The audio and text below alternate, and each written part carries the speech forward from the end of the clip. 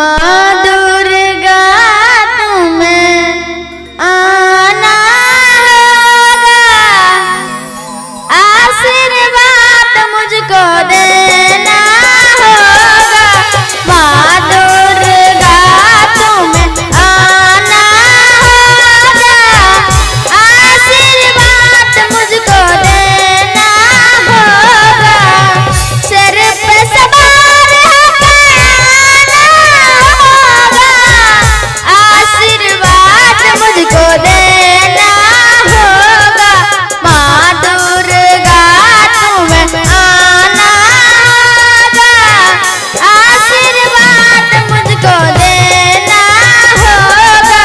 माँ दुर्गा तुम्हें आना होगा, आशीर्वाद मुझको देना होगा।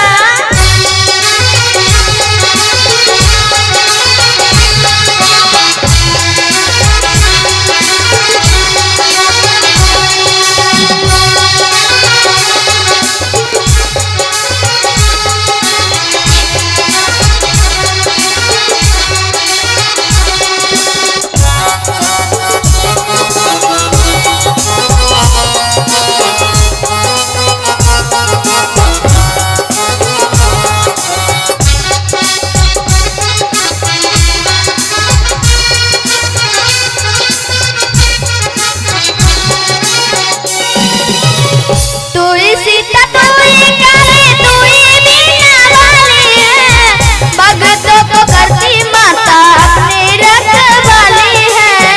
भक्तों को करती माता अपनी रखवाली है। मेरे पूजा में मैया आना होगा, आशीर्वाद मुझको देना होगा। माँ दुर्गा तुम्हें आना होगा, आशीर्वाद मुझको देना होगा।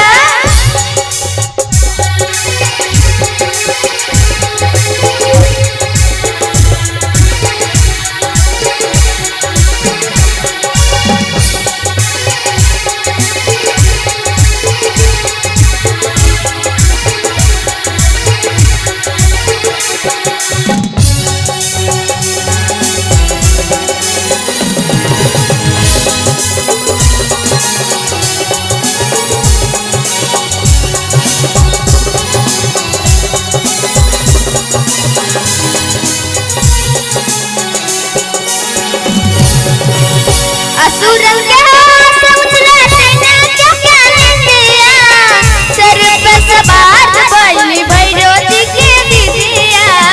सर पे सवार बैली भैरो जी की दीदिया।